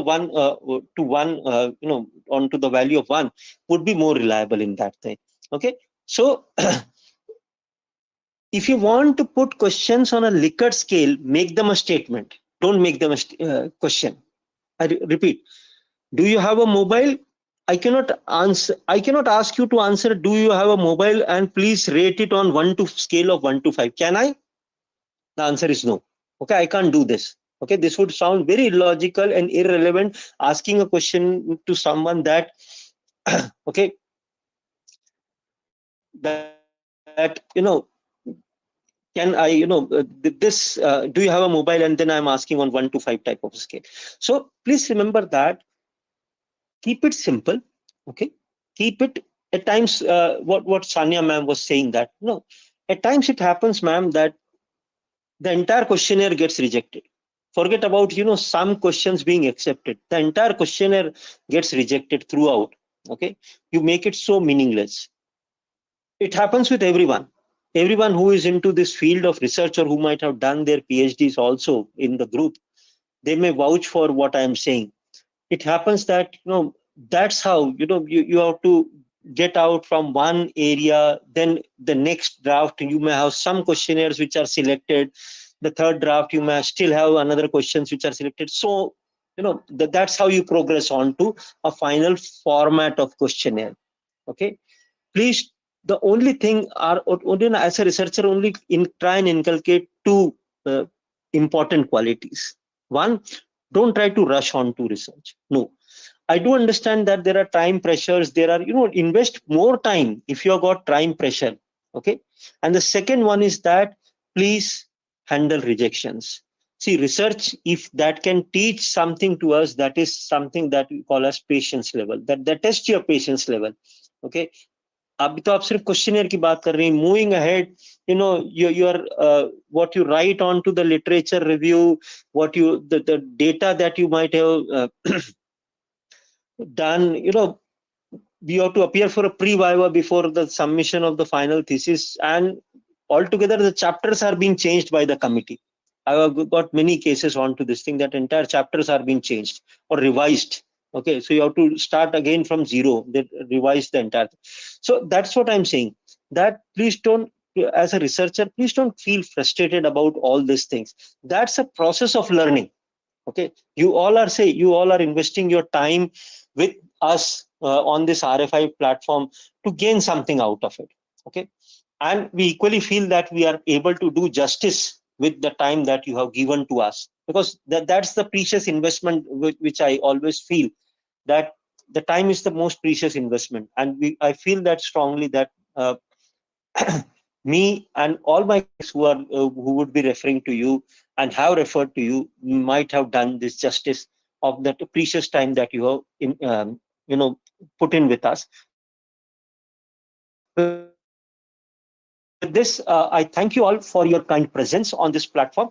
Any questions you want to ask, go ahead and ask. If you have got Sir, a last no, question one I thing, have. Sanya, ma'am, one thing before I, platform. Uh, there are there can be two sets of questions. One, you might be liking to ask me something specifically about your PhD, or something that you would like to ask in general about questionnaire design. So I would take up for questionnaires first, questions first on the questionnaire design for the interest of everyone. Yes, If sir. you, if none of you have got any questions on questionnaire design, then let's bid each other a good night and have a great evening. A hot cup of tea is waiting for you, or a coffee is waiting for you. So go and enjoy that thing. And I thank you, everyone. And then people who want to ask me any specific question regarding their thesis or their PhD are always welcome to stay back and ask me that thing. Sir, So, regarding this questionnaire designing only, I have yes, a ma'am. particular question. Yes, ma'am. Sir, Yes, just now you said I'm very new in this field, sir. So I have not much experience regarding RM or anything. So the first ma'am. question I want to ask regarding questionnaire designing. Once you Yes, ma'am. design the questionnaire, sir, then you have Hmm. finalized exactly to whom you want to circulate the questionnaire. Okay. Accordingly, you are circulating that. But sir, you have mentioned the word of the pilot study, right? So Yes, what yes, ma'am. जरूरी ही है sir, we cannot omit that step. And the second question in regard with this is, if the objectives are formulated, your guide is supporting you, the questionnaire has been finalized, and then you have circulated it for the getting the responses, Hmm. but gradually after taking up the response, it may happen na sir, मतलब it's a general query, it may look silly to Hmm. you, but अगर हम नहीं नहीं लोगों नहीं ने ma'am, response nothing is silly in research. Please go अगर हम ahead. लोगों ने रिस्पॉन्सेस कलेक्ट करे सर, और उसके बाद वेनेवर एक्चुअली हम लोग जब डाटा एनालिसिस की स्टेप पे जाते हैं, तब Hmm. अगर हमें पता चलता है कि ये पर्टिकुलर ऑब्जेक्टिव के लिए तो हमारे पास कुछ डाटा मिला ही नहीं है हमें, Great. तो तब Ma'am, क्या हो इसीलिए सकता है sir? agreed. That's the reason I'm saying you that, ma'am, it's always better that we do a pilot study. It doesn't take, matlab, many days to do a pilot study. The respondent size of 50, 20, 25, 30, anything of this size is good. Anything between 30 to 50 pilot study would be good, because then, see, when you would be writing this chapter of RM in your thesis, you can write this, you can mention this in your RM, that this questionnaire was subjected to a pilot study. and based on the pilot study, this changes were done. So it's always a good practice. तो sir So question वही रहेंगे, सिर्फ हमारा जो sample size रहेगा वो कम होगा, no, just to no, check no. the validity of that No, questionnaire. yeah, absolutely yes. The questionnaire would remain the same in a pilot study, and then based on the responses that say for example, I give you a very simple example. Say for example, most of the questionnaire you write that they are self-administered.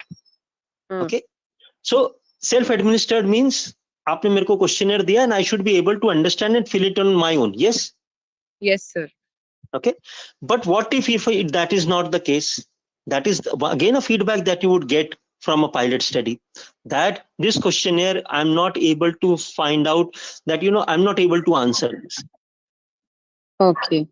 Okay, so language, regarding the language of the questionnaire, you can ask from the pilot study, you can infer many things, that if that is the case, is the language not understood, what happens to this thing? So you can get many feedbacks from the pilot study. लेकिन sir जब हम लोग ये जी industry में questionnaire circulate करेंगे, तो as जी वी जी all know everybody is running behind the time, बहुत बिजी शेड्यूल होता absolutely है सबका। absolutely तो absolutely sir what is your experience, मतलब जो क्वेश्चनियर का साइज है हम लोगों का, वो अगर ma'am, हर at least एक keep it एम्प्लॉय या 20. एम्प्लॉयर को, Ma'am, at least okay keep it 20 20. Only, Yes, at least keep okay it okay 20.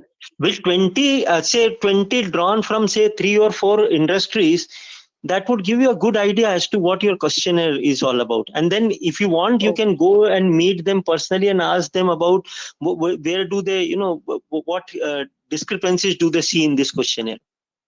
Okay okay okay So sir, that would give you an fine informal feedback. That would give you an informal feedback as well. Fine fine, thank you so much sir. Thank you, ma'am. Thank you. Anyone else who has got any questions? Or shall we bid each other a goodbye?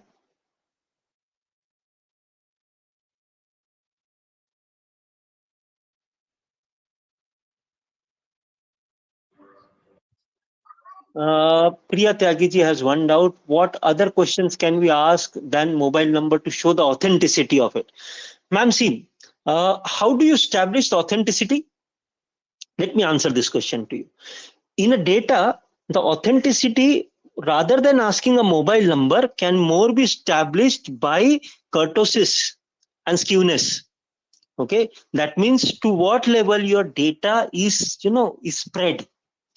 Are you able to get that bell curve type things? Okay, how data is your spread? So your skewness and kurtosis, if you are that would give you an idea. If that is say between +2 and -2, or +3 and -3, that can give you a better idea that this data is genuine, or this data has just been filled up from sitting at home and got filled up, or filled up through some other person. This is a to my if I would have been your guide, ma'am, this would have been a better idea. Skewness and kurtosis, apply a skewness and kurtosis test on your the data which you have collected. This would give you a better idea of that of the authenticity of the data, rather than a mobile number. Still, if you are guide, see, many people may be strongly reluctant. See, if you ask me, I won't give you my mobile number.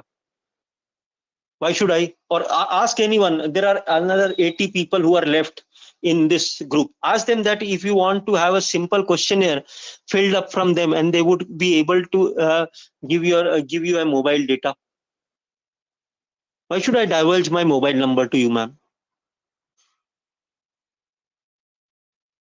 Are you getting my point, ma'am? I do understand, ma'am, that your respected guide might have asked you on that thing. I'm with due respect to him, but try and explain this point also of skewness and kurtosis. I'm pretty sure that he would appreciate this idea, because at the end, it doesn't matter, ma'am, that which mobile number is based on what number. Who would make a call on mobile and tell that whether this questionnaire was filled to you through them? I can also, I can see, ma'am, if I want to create a forged data, I can find 10 different ways of forging the data. Okay. And, but if your guide is insistent on this thing that you must have a mobile, and your respondent is happy to give it, please go ahead and take this. I don't object to this thing. I hope I have answered your question, ma'am. If your guide is insistent and if your respondent is happy to give the mobile data, divulge this information on mobile data, please go ahead and ask in the questionnaire. No doubts. Okay, thank you, sir. Thank you, ma'am. Thank you very much. Anyone else? Any questions?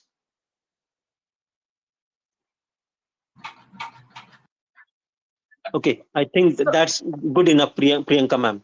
Thank you very much. Sir, there was some voice. I thought somebody was asking something. I'm really sorry. Go ahead Is and there ask that. someone? Excuse me. So this is not regarding Sudha, ma'am. Yes, go ahead and ask Sudha, ma'am. yeah, this is not regarding the questionnaire design, sir. This is Sure. yeah, this is something which we were discussing yesterday, which you Yes, had taken a yes, the sample we were talking about. yes, sir. So my so what you said, I'm clear to what you said actually, but my question still remains. I stay in Delhi. I'm looking at Delhi senior secondary schools. Secondary, yeah, senior secondary schools. Yes. Okay, okay. So I'm generally thinking, how, because Delhi itself is quite a wide, quite a large Absolutely, yes. area. Absolutely, yes. And it's got about 11 districts in Delhi, as in Yes. like it's divided into east, west, north, or and many other whatever. Yes, yes, So in that case, what do you think I should be looking at? What sample size should I be looking at? The first thing to answer that ma'am, is that anyone else who has any other doubts, or if you are done with your doubts, and so you please feel free to leave and enjoy your tea. Okay. Okay. Sir, Answering your I just doubt. wondered, Yes. sir, Yes, Priyanka, ma'am. sorry to interrupt to No, you. absolutely not, Priyanka, ma'am. Absolutely not. For rest everyone, those who have no question, thank you so much. And on behalf of RFI, let's meet tomorrow again. And sir, please continue. Thank you, Priyanka, ma'am, and thank you everyone for who all have joined us today. I hope this thing would have my sessions would have made sense to you, and would have been some help for you in during the discourse of that we had, the discussions that we had. So thank you very much. Sudha ma'am, answering back your question. Sudha ma'am, like say you would be taking up CBSE schools or state governments, state boards, anything like that? No, sir. I'm looking at CBSE, ICSE, IB, and state board. Okay. How many schools would be there? Say, this data is published. In Delhi? Yes. In Delhi, registered schools are close to 3,000. 3,000. Okay. I'm not counting the IB schools. Agreed. We are just discussing on a peripheral side. I'm not looking into precisely, the data. Okay. Just to give you an idea, Sudha ma'am, that if you are looking at Delhi schools primarily, who are more into, say, for example, you are looking on to a close to 3,000 of population of 3,000. Okay. Then I believe. Coming on to the first thing, that if you are asking, say, principals, teachers, and students. Yes, sir. Okay. And I'm not sure that if you are looking forward to some type of say, and you are looking only on to secondary schools. Yes. Yes, sir. And you might have applied a filter as to how many secondary schools are there in Delhi, and that answer is 3,000. Yes. Registered secondary schools. Yes, sir. That answer is 3,000. Okay. So as I told you, ma'am, some 100 principles would be good enough as a data. Yeah. Okay. Because you and then what, for the ease of understanding, what you can do is that you can do a cluster sampling. Say, as you mentioned that there are 11 districts in Delhi. So you can do a cluster sampling, so that you have got data from east, west, north, south, all types of Delhi. Yeah. It may, but remember this thing: if your study involves anything which has to do with area, or that can be impacted with area, Say, for example, South Delhi would have a different type of student. I hope you're understanding what I'm trying to say. Okay, so South Delhi would have a different type of students rather than as compared to this older Delhi. Okay, so that would have. So if at any given point of time you have your research involves such type of data, then please make sure that you are following a cluster based sampling. That should be one area. So distribute your sample to cover all these things so that you can truly represent the picture of Delhi. That is the first thing. Second thing, as I said, you say around 100 principals distributed over this 11 districts, or 10 principals from each district. Okay, like say again, you can bifurcate this data further. Say from 11 districts, what is the distribution of schools in this district? Say for example, in one district on an average there would be 100 schools, say for example. Okay, so I am choosing 10 schools as a representative sample. Got my point? Okay. So that's how you would be justifying. See, remember this thing, ma'am, that you should be able to justify the sample that you have picked up. And why you picked up such a sample. So my point is that, say I picked up, say my Delhi is divided into 11 districts. Every district would have, say, around 100 schools. So out of this 100 schools, I have picked up 10 schools as a data. Okay. Now, obviously, the principals would be 10. Okay. And now you can decide upon the total number of teachers who would be answering this thing. Okay. Which Say, will for example, also vary. Yes, absolutely. So on an average, say if I say that if 5 teachers from every school. On an average. So again, remember, please remember this thing, as I told you in my discourse. How many teachers on an average work or teach in a senior secondary school? Okay. And do you want teachers who are exclusively teaching in a senior secondary? See, I may be a teacher who may be teaching high school also and one subject in senior secondary also. So are you exclusively looking forward to, please, mention this all details when you are writing research methodology chapter in your thesis. Okay. So please mention it that, okay, I have chosen exclusively senior secondary teachers. Okay. And since you are exclusively choosing senior secondary, then this data would be further curtailed.